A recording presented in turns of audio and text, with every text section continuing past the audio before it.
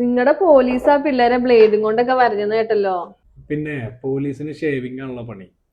ഇതാ കാഫി സ്ക്രീൻഷോട്ട് ഉണ്ടാക്കിയ പോലത്തെ ആ ഇഷ്ടികയും മുട്ടയൊക്കെ എറിഞ്ഞ് നടത്തിയില്ലേ കഴിഞ്ഞ ദിവസം? ഇപ്പൊ കലക്കവെള്ളം കൊണ്ടുവന്ന് സഭയിൽ പ്രസംഗിച്ചില്ലേ? അതുപോലത്തെ ഒരു നാടകമായിട്ട് കണ്ടാൽ മതി. പോലീസിന്റെ ഒരു കയ്യിൽ ലാത്തിയും മറ്റേ കയ്യിൽ ഷീൽഡും, പിന്നെ മൂന്നാമത് കൈ ഉണ്ടാവും ബ്ലേഡിന് അത് വരയാനായിട്ട്. ശരിയാണല്ലോ. ഷർട്ട് കീറാതെ ബ്ലേഡിന് വരയാൻ പറ്റുന്ന ജാലവിദ്യ പഠിപ്പിച്ചിട്ടുണ്ട് ഇവര് കഴിഞ്ഞ 10 വർഷം കൊണ്ട്. പിന്നെ 30 എന്തിനാ ദിവസം അവരങ്ങനെ പറയണേ?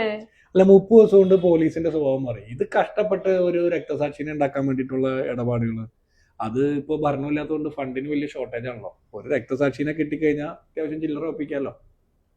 എന്നാലും പോലീസ് അവരെ ഭയങ്കരമായിട്ട് തല്ലിന്ന് കേട്ടല്ലോ. ചുമ്മാ അറിയുന്നതേ, മുദ്രാവാക്യം കേട്ട് കഴുത്തുളുക്കുകയും കൈ ഉളുക്കുകയൊക്കെ ചെയ്യുന്ന ആൾക്കാരാണ്.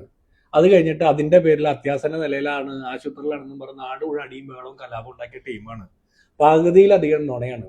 അല്ലെങ്കിൽ തന്നെ ഇതൊക്കെ ഒരു രക്ഷാപ്രവർത്തനമാണെന്ന് കണ്ട് ഒരു സ്പോർട്സ്മാൻ സ്പിരിറ്റിൽ എടുത്താൽ പോരെ.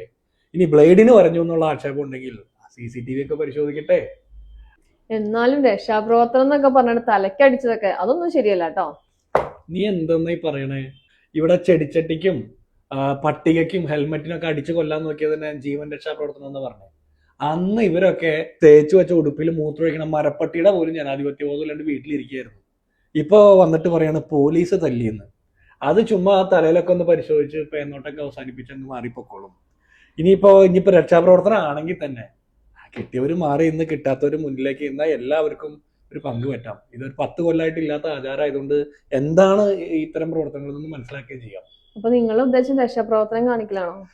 ഞങ്ങളുടെ ഉദ്ദേശം രക്ഷാപ്രവർത്തനം ഒന്നല്ല. ഇന്ത്യയിലെ 1-ാം നമ്പർ പോലീസ് സേനയാണ് 1.5 മാസം മുമ്പ് പിണറായി വിജയൻ VD സതീശനെ ഏൽപ്പിച്ചിട്ട് പോയേക്കുന്നത്. അപ്പൊ പിന്നെ ആ പോലീസ് 1.5 മാസം കൊണ്ട് മോശപ്പെട്ട സേനയാവും? ഒരു സാധ്യതയുമില്ല. ഇവിടെ അക്രമം നടത്തിയാൽ പോലീസ് നിയമാനുസൃതമായിട്ടുള്ള നടപടിക്രമങ്ങൾ എടുക്കും. ഇനി അത് മാത്രല്ലെന്ന്, എന്താണ് ഇവരുടെ പ്രശ്നം? PM ശ്രീയിൽ ഒപ്പിട്ടു എന്നതാ.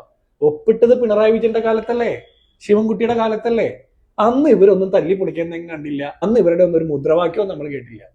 ഇനി അത് തുടരണമോ വേണ്ടയോ എന്ന് പരിശോധിക്കാൻ ഇപ്പോൾ ഒരു കമ്മിറ്റി വെച്ചിട്ടുണ്ട്. അതാണ് ഇവരുടെ പ്രശ്നം. അന്ന് മരവിപ്പിക്കാൻ വേണ്ടി ഒപ്പിട്ടപ്പോ ഒരു പ്രശ്നമില്ല.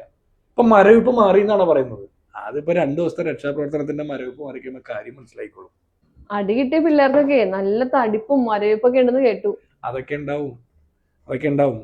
അമ്മയുടെ പെൻഷൻ കാശുകൊണ്ട് IT കമ്പനി തുടങ്ങിയവരുടെ മാസപ്പടിക്ക് കാവൽ നിൽക്കാൻ വേണ്ടി ഇഷ്ടിക എറിയാനും മുട്ട എറിയാനും പോയിപ്പോ കുറെ എണ്ണം ഇപ്പൊ ജയിലിൽ കിടപ്പുണ്ട്. അതുപോലെയാണ്. അന്ന് ഒപ്പിട്ട് മരവിപ്പിച്ചപ്പോ ഒരു പരാതി ഉണ്ടായില്ല. ഇന്നിപ്പോ അത് തുടരണമോ എന്ന് പരിശോധിക്കാൻ ഒരു കമ്മിറ്റിയെ വെക്കുമ്പോ വലിയ ബഹളമാണ്. അത് മരവിപ്പ് സ്വാഭാവിക. അപ്പൊ ഇനിയും രക്ഷാപ്രവർത്തനങ്ങൾ കുറെ കാണേണ്ടി വരൂല്ലേ? അങ്ങനെയൊന്നും പറയാൻ പറ്റൂല. ഇപ്പൊ ഈ ഓപ്പറേഷൻ തൂഫാൻ ഇത്ര ഉഷാറാക്കിയാറുണ്ട്. കഞ്ചാവ് കടത്തും മയക്കുമരുന്ന് കടത്തും ഒന്നും പഴയ പോലെ നടക്കൂലല്ലോ. പിന്നെ തെരുവിലുണ്ടാവും, വണ്ടി തടയും, അടിയുണ്ടാക്കും. സ്വാഭാവികമായിട്ടും പോലീസ് ചിലപ്പോൾ രക്ഷാപ്രവർത്തനം നടത്തിയെന്നും വരും.